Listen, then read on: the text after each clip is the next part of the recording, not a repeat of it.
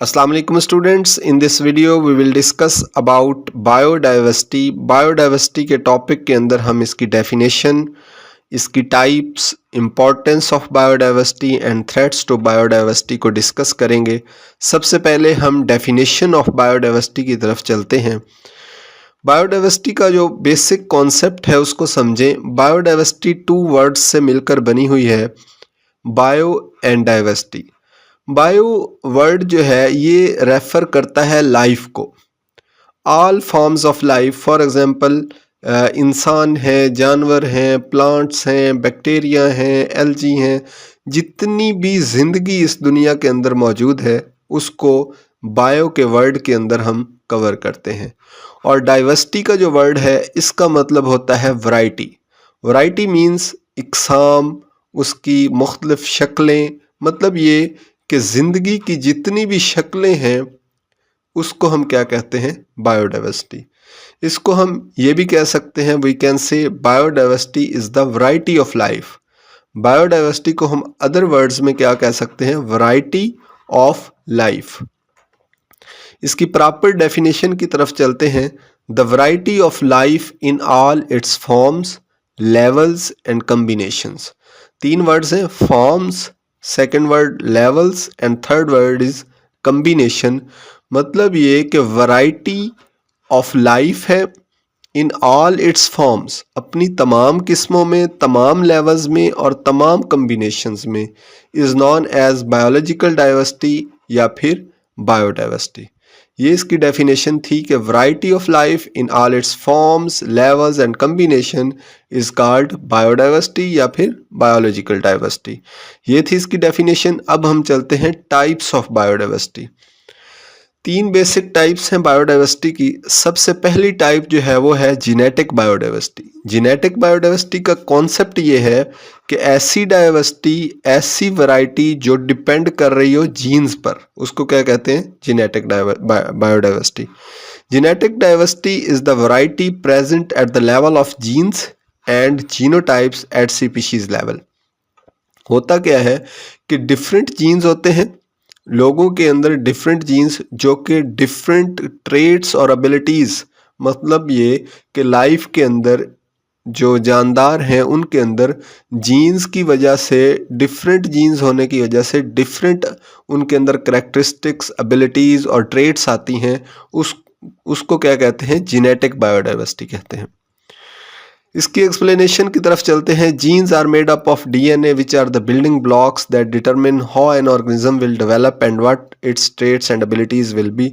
हमें पता है कि जो जीन्स हैं वो डीएनए के बने होते हैं, और जो डीएनए है उसके अंदर तमाम इंस्ट्रक्शंस और इन्फॉर्मेशन मौजूद होती है कि एक नया ऑर्गेनिज्म जो वजूद में आने लगा है उसकी क्या ट्रेट्स होंगी, उसका क्या स्ट्रक्चर होगा, उसकी क्या फिज़िकल अपीयरेंस होगी। वो तमाम की तमाम इंफॉर्मेशन और इंस्ट्रक्शन जो है वो डीएनए के अंदर स्टोर होती है, और जीन्स जो हैं वो डीएनए से मिलके बने होते हैं। तो इस तरह जब मुख्तलिफ जीन्स होंगे तो क्या होगी, जीनेटिक डाइवर्सिटी हो जाएगी उस, क्योंकि उसके अंदर डिफरेंट ट्रेड्स आ जाएंगी, डिफरेंट फिजिकल अपीयरेंस आ जाएगी, डिफरेंट एबिलिटीज़ आ जाएंगी। Genetic diversity can be measured eight population, species, community और स्पीशीज़ लेवल। इसको आप स्पीशीज़ लेवल, फॉर एग्जांपल इंसानों के अंदर भी बायोडाइवर्सिटी देख सकते हैं, जैसा कि मुख्तलिफ इलाकों के अंदर मुख्तलिफ इंसानों की शक्लें होती हैं। चाइनीज़ पीपल की शक्लें एक ख़ास किस्म की होती हैं। इसी तरह अगर आप गोरों की शक्लें देख लें तो उनकी भी एक रिजेम्बलेंस मौजूद होती है। इसी तरह एशियन पीपल्स की शक्लें जो हैं, जो उनकी फ़िज़िकल अपीयरेंस है वो डिफरेंट हो सकती है। It is the measure of variety of same genes with individual species, कि एक इंडिविजुअल स्पीशीज़ है, मुख्तलिफ स्पीशीज़ है, उनकी जो है वो वैरायटी ऑफ सेम जीन्स, एक ही जीन्स की डिफरेंट वैरायटीज़ मौजूद होंगी। फॉर एग्जांपल आँख बनाने वाला जीन्स है तो उसके अंदर डिफरेंट वैरायटी होगी। फॉर एग्जांपल एक इंसान है, उसकी आँख बनाने वाला जो जीन्स है उसकी वैरायटी कैसे होगी, एक ही आँख है, बनती आँख ही है, लेकिन उसके कलर्स चेंज हैं, किसी की ब्लू है, किसी की रेड है, किसी की ग्रीन है, किसी की जो है वो ग्रे है। इसी तरह डिफरेंट कलर्स जो है वो हो सकते हैं। اس کی ایگزامپل میں کیا ہے، دیر میں be different level of same gene such as blue and brown eyes are by entire Jain. جیسا کہ میں پہلے بتا چکا ہوں، یہ آپ نے اس طرح اس کی ایگزامپل لکھنی ہے. جب بھی آپ کوئی پیپر اٹیمپٹ کر رہے ہو تو اس کو اسی جو ہے وہ طریقے سے لکھیں. پہلے اس کی ٹائپ کا نام، پھر ڈیفینیشن، ایکسپلینیشن اور ایگزامپل. اس طرح امپیکٹ بہت اچھا پڑے گا. اس کے بعد second type of bio diversity کی طرف چلتے ہیں، وہ ہے سپیشیز بایو ڈائیورسٹی. مطلب یہ کہ بایو ڈائیورسٹی یا ڈائیورسٹی مطلب یہ کہ variety of life which is dependent upon species. Species کسے کہتے ہیں؟ سپیشیز کہتے ہیں ایک ہی جیسے لیونگ آرگنزمز. فار ایگزامپل انسان ہیں یا پھر پودے ہیں. پودوں کی ایک الگ سپیشیز ہے، انسانوں کی الگ سپیشیز ہے. اسی طرح اگر ہم جانوروں کی بات کریں، وہاں پہ جو ہے وہ شیر، لائنز کی الگ ہوگی، ٹائیگرز کی الگ ہوگی. اسی طرح پرندوں کی سپیشیز الگ ہے. تو یہ سپیشیز کہتے ہیں اقسام کو یا انواع کو. تو یہ سپیشیز کے اوپر جو ڈیپینڈ کرتی ہے بایو ڈائیورسٹی، اس کو کیا کہتے ہیں؟ Species bio diversity. First type کیا تھی؟ Genetic bio diversity. Second type کیا ہے؟ Species diversity. اس کی جو ڈیفینیشن ہے، it is the variety of species with in a habitat اور اے ریجن. ایک خاص قسم کا ایک ریجن ہے، ایک ایریا ہے، اس کے اندر ہم نے دیکھنا ہے کہ کتنی ورائٹیز رہ رہی ہیں سپیشیز کی. مطلب یہ فار ایگزامپل ایک خاص ہم لاہور کی بات کر لیں، اسلام آباد کی یا دلی کی بات کریں، تو ہم وہاں پہ دیکھیں گے کہ اس ایریے کے اندر کتنی سپیشیز رہ رہے ہیں. انسان رہ رہے ہیں، ساتھ پودے کی سپیشیز ہیں، ساتھ اینیملز کی سپیشیز ہیں. ان سب کی ورائٹیز کو ہم دیکھیں گے کہ وہ ایک ایریے کے اندر، ایک ہیبیٹیٹ کے اندر، ایک ریجن کے اندر کتنی ورائٹیز آف سپیشیز رہ رہی ہیں. اس کو کیا کہیں گے؟ Species diversity. اس کی ایکسپلینیشن کی طرف ہم چلتے ہیں. It describes the variety in the number and abundance of species with in a region. ایک ریجن کے اندر نمبر کیا ہے اس سپیشیز کے، مطلب کہ وہ سپیشیز کتنی ہے، اینڈ اس کی ابنڈنس کیا ہے، وہ ہم دیکھیں گے کہ کتنی سپیشیز ایک ایریے کے اندر رہ رہی ہیں اور وہ سپیشیز کے اندر اس کے انڈیویجولز کتنے ہیں. ٹھیک ہے، یہ دو ٹرمز ہم نے جو ہے وہ اپنے مائنڈ میں رکھنی ہیں سپیشیز ڈائیورسٹی کو لے کے. پہلی ٹرم کیا ہے؟ ریچنس یا number, which is the number of different species. کہ ایک ایریے میں انسان بھی رہ رہے ہیں، پودے بھی رہ رہے ہیں، جانور بھی رہ رہے ہیں، تو یہ نمبرز آف سپیشیز ہیں. And relative abundance which is the number of individuals with in a species. کہ ایک انسانوں کی سپیشیز ہے تو کتنے انسان رہ رہے ہیں، یہ کیا ہے؟ Abundance of that species. اس کے بعد بات کرتے ہیں species richness largely depend on the climatic conditions. کہ ایک سپیشیز کے اندر ہم کتنے انڈیویجول ہیں اس کو ہم کیسے ڈٹرمن کریں گے؟ وہ ایک اس ایریے کی یا اس ریجن کی جو کلائمیٹک کنڈیشنز ہیں وہ بہت اثر انداز ہوتی ہیں. فار ایگزامپل اگر کہیں پہ بہت زیادہ ٹھنڈ ہوگی تو وہاں پہ جو پودے ہیں وہ ایک خاص قسم کے ہوں گے، ونٹر پلانٹس ہوں گے. سبزیاں ہیں وہ بھی ونٹر کے اندر والی ہوں گی. اس طرح جو سپیشیز ہیں وہ ڈیپینڈ کرتی ہیں کلائمیٹک کنڈیشنز کے اوپر. When a species is confined، جب کسی بھی سپیشیز کو محدود کر دیا جاتا ہے entirely to a particular area، ایک خاص ایریے پر، it is termed as the endemic species. یہ جو endemic species ہے یہ بہت امپورٹنٹ MCQs ہے، اس کو اپنے مائنڈ میں رکھنا ہے کہ جب کوئی بھی سپیشیز ہے اس کو محدود کر دیا گیا ایک جگہ پر، اس کو کیا کہیں گے؟ اینڈیمک سپیشیز. مطلب ایک خاص جگہ پر پائی جاتی ہے اور کہیں نہیں ہوتی تو اس کو اینڈیمک سپیشیز کہیں گے. ایگزامپلز آف سپیشیز ڈائیورسٹی میں آپ لکھ سکتے ہیں human of different regions look different from each other. جیسا کہ میں پہلے بتا چکا ہوں کہ پاکستانی لوگ، ایشین لوگ، اس طرح ڈفرینٹ لوگ جو ہیں وہ سپیشیز کے اعتبار سے ڈفرینٹ ہوں گے. اس کے بعد تھرڈ ٹائپ ہے ecological diversity. First genetic diversity, second جو تھی وہ تھی species diversity, and the third one is ecological diversity. It describes the اسمبلیج and interactions of species. اچھا، یہ جو ایکولوجی ہے اس کا مطلب کیا ہوتا ہے؟ دو ٹرمز ہوتی ہیں ایکولوجی کے اندر، ایک ہوتی ہے فلورا اور ایک ہوتی ہے فانا. فلورا کا مطلب یہ ہے کہ جتنے بھی پلانٹس ہیں، اور فانا کا مطلب یہ ہے کہ جتنے بھی اینیملز ہیں ان دونوں کو آپس میں انٹریکشنز، ٹھیک ہے، اور فزیکل انوائرمنٹ، اس تمام کمبینیشن کو کیا کہیں گے؟ ایکولوجیکل بایوڈائیورسٹی. ٹھیک ہے، ایکولوجی اس کو بیسیکلی کہتے ہیں.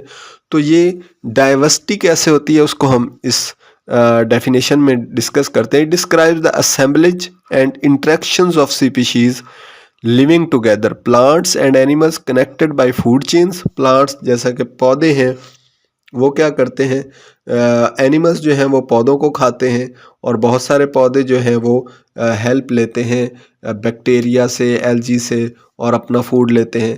اسی طرح یہ جو اپنی فوڈ چینز میں کنیکٹڈ ہیں، فوڈ ویبز میں کنیکٹڈ ہیں پلانٹس اینڈ اینیملز آپس میں، یہ ان کی کیا ہے؟ انٹریکشن ہے، ایک ریلیشن ہے. And physical environment of a given area, اس کو کیا کہیں گے؟ ایکولوجیکل بایوڈائیورسٹی. اس کی ایکسپلینیشن کی طرف جاتے ہیں. Ecological بایوڈائیورسٹی assesses the رچنس of energy. ایک انرجی جو ہے اس کو کریٹ کرتی ہے کون؟ Ecological بایوڈائیورسٹی. Sustain food ویبز and recycle materials with this system. کہ جب بھی وہ ایک دوسرے کو کھاتے رہیں گے، پلانٹس جو اینیملز ہیں وہ پودوں کو کھائیں گے، پودے جو ہیں وہ اسی طرح اور چیزیں پیدا کریں گے. یہ جو ایک سائیکلک پروسیس چلے گا. It relates varieties of habitats, biotic communities, ecological processes in biosphere. It also tells about the diversity with in an eco system. یہ جو ایکولوجیکل بایوڈائیورسٹی ہے یہ بہت ساری چیزوں کو آپس میں جوڑے ہوئے ہے، بہت سارے اینیملز کو اور بہت سارے پلانٹس کو with the help of food chains and food web. جیسا کہ grass land, desserts and mountains ہیں، یہ آپس میں کسی نہ کسی طریقے سے جڑے ہوئے ہیں. اس کے بعد امپورٹنس آف بایوڈائیورسٹی کی طرف چلتے ہیں. جب بھی امپورٹنس کو یاد کرنا ہے تو 3 مین پوائنٹس کو اپنے مائنڈ میں رکھنا ہے. پہلا مین پوائنٹ جو ہے وہ بایولوجیکل امپورٹنس ہے. بایوڈائیورسٹی کی بایولوجیکل امپورٹنس ہے یا بایولوجیکل ریسورسز پرووائڈ کرتی ہے بایوڈائیورسٹی. کون کون سے بایولوجیکل ہے؟ پہلا ہے food. بایوڈائیورسٹی provides food in the form of different plants, in the form of different vegetables, in the form of different animals. بہت سارے اینیملز جو ہیں ان کو پروڈیوس کیا جاتا ہے بایوڈائیورسٹی، ان کی جینیٹک چینجز کر کے، ان کی سپیشیز کے اندر کچھ نہ کچھ جو ہے وہ ڈی این اے چینج کر کے تاکہ وہ زیادہ گوشت پروڈیوس کریں اینیملز. اسی طرح بہت سارے جو ہیں وہ ایسے پودے کریٹ کی جاتے ہیں، ایسی ویجیٹیبلز کریٹ کی جاتی ہیں جو بہت ساری ڈیزیزز کے جو ریزسٹنٹ ہوتی ہیں. تو یہ فوڈ میں بایوڈائیورسٹی بہت اہم کردار ادا کرتی ہے. It provides food for living organisms like fish and plants. ہمیں فش جو ہے وہ ڈفرینٹ ٹائپس کی ملتی ہے. اسی طرح پلانٹس جو ہیں جیسا کہ میں نے پہلے بتایا کہ ان کے اندر ڈفرینٹ تبدیلیاں لائی جاتی ہیں، اس کی ڈفرینٹ ورائٹیز کریٹ کی جاتی ہیں. تو اس طرح یہ کیا ہے؟ فوڈ میں بہت اہم کردار ادا کرتی ہے. دوسری اس کی بیولوجیکل اعتبار سے امپورٹنس میڈیکل ریسورسز ہیں. بہت ساری پودے، بہت سارے جانور، بہت ساری ہربس، بہت ساری جڑی بوٹیاں جو ہیں ان سے ادویات بنائی جاتی ہیں، اور بہت سارے اینیملز جو ہیں ان کے اندر ان کے خاص پارٹس سے بہت ساری جو ہے وہ ادویات بنائی جاتی ہیں. تو اس طرح یہ میڈیکل ریسورسز کے طور پہ بایوڈائیورسٹی بہت اہم کردار ادا کرتی ہے.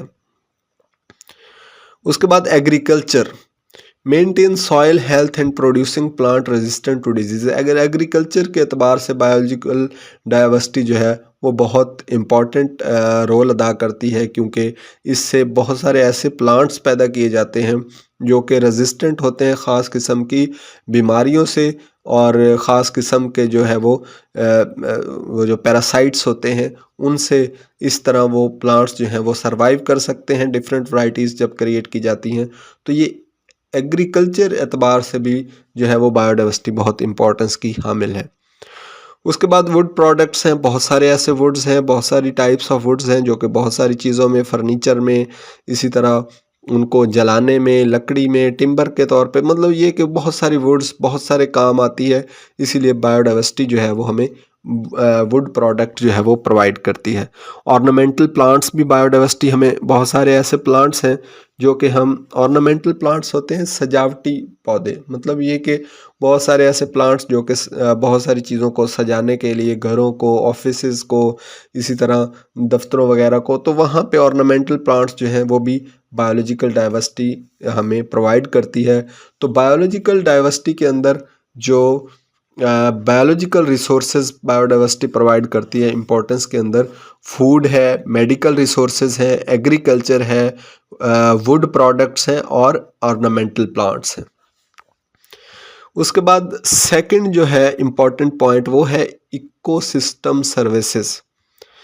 मैं इकोसिस्टम तो पहले ही आपको बता चुका हूँ, ऐसा एक रीजन होता है जो कि फिजिकल इन्वायरमेंट है, उसके अंदर प्लांट्स भी रह रहे हैं, एनिमल्स भी रह रहे हैं, वो एक दूसरे को प्रोटेक्ट कर रहे हैं, उस एक दूसरे के साथ फूड वेब्स और फूड चेन्स के ज़रिए जुड़े हुए हैं, खुराक मुहैया कर रहे हैं। इसको क्या कहेंगे, इकोलॉजी या इकोसिस्टम या जो भी है। तो इकोसिस्टम के हवाले से बायोडाइवर्सिटी कैसे इंपॉर्टेंट है, प्रोटेक्शन ऑफ वाटर रिसोर्सेज, जो वाटर रिसोर्सेज हैं उनकी प्रोटेक्शन हो रही है। फॉर एग्जांपल जब भी बारिश आती है तो पानी जो है वो ज़मीन के अंदर चला जाता है और फिर पौधे जो हैं उसको अगेन अपलिफ्ट करते हैं पानी को, और ट्रांसपायरेशन जो उनके पत्तों से होती है, इस तरह पानी जो फिर अगेन जो है वो हवा में चला जाता है, और ये एक साइक्लिक प्रोसेस होता है जिससे पानी जो है वो भी फ्रेश रहता है और उसकी प्रोटेक्शन भी होती रहती है, और इस तरह एक पूरा एक साइकिल और एक पूरा निज़ाम जो है कायनात का चलता रहता है।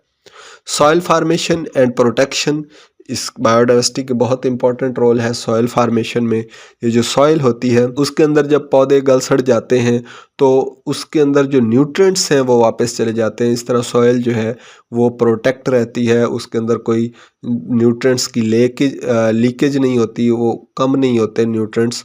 तो इस तरह ये सॉइल फार्मेशन और प्रोटेक्शन में बहुत इंपॉर्टेंट रोल अदा करती है। न्यूट्रिएंट स्टोरेज एंड साइक्लिंग, जैसे कि मैं पहले बता चुका हूँ, वो इकोलॉजिकल सर्विसेज के अंदर जो है वो न्यूट्रिएंट जो है वो पड़े रहते हैं, स्टोर होते हैं। जैसा कि जब भी कोई प्लांट्स या एनिमल मरेगा उसके अंदर जितने भी न्यूट्रिएंट्स होंगे वो ज़मीन को वापस मिल जाएंगे, और उस तरह फिर ये एक साइकिल चलेगा। अगेन जो है वो उसको पौधे लेंगे उन न्यूट्रिएंट्स को जो हमने ज़मीन के अंदर दबा दिए थे, और इस तरह फिर वो दोबारा मरेंगे। तो ये एक साइकिल चलता रहता है। उसके बाद है पॉल्यूशन ब्रेकडाउन। जैसे ही पौधे जो हैं वो कार्बन डाइऑक्साइड को और बहुत सारी गैसेस को जो है वो इनहेल कर लेते हैं और ऑक्सीजन को एक्सहेल करते हैं, तो इस तरह पॉल्यूशन के कंट्रोल के लिए पौधे बहुत अहम किरदार अदा करते हैं। तो ये पॉल्यूशन की ब्रेकडाउन के लिए भी बायोडाइवर्सिटी बहुत अहम है। कंट्रीब्यूशन टू क्लाइमेटिक स्टेबिलिटी, जैसे ही पौधे जो हैं वो इस पॉल्यूशन को कंट्रोल करते हैं तो क्लाइमेटिक सिचुएशन जो है वो स्टेबल रहती है। तो इस तरह कंट्रीब्यूशन करते हैं क्लाइमेटिक स्टेबिलिटी के अंदर। मेंटेनेंस ऑफ इकोसिस्टम, जो इकोसिस्टम है उसको मेंटेन रखा हुआ है किसने, बायोडाइवर्सिटी ने। ये थी the second important point of biodiversity. पहला क्या था, biological resources, second was ecological resources या ecosystem services, and the third one is social benefits, जैसे कि टूरिज़्म है। बहुत सारे ऐसे एरियाज़ होते हैं जहाँ पे बहुत खूबसूरत नेचर के नज़ारे होते हैं, वहाँ पे बहुत सारे पौधे होते हैं, नहरें होती हैं, वहाँ पे बहुत सारे जानवर ऐसे होते हैं जो कि लोगों को अट्रैक्ट कर रहे होते हैं, पौधे अट्रैक्ट कर रहे होते हैं, तो वहाँ पे टूरिज़्म आता है। तो टूरिज़्म के एतबार से भी बायोडाइवर्सिटी बहुत अहम किरदार अदा करती है। उसके बाद लास्ट टॉपिक जो है बायोडाइवर्सिटी के अंदर वो है थ्रेट्स टू बायोडाइवर्सिटी।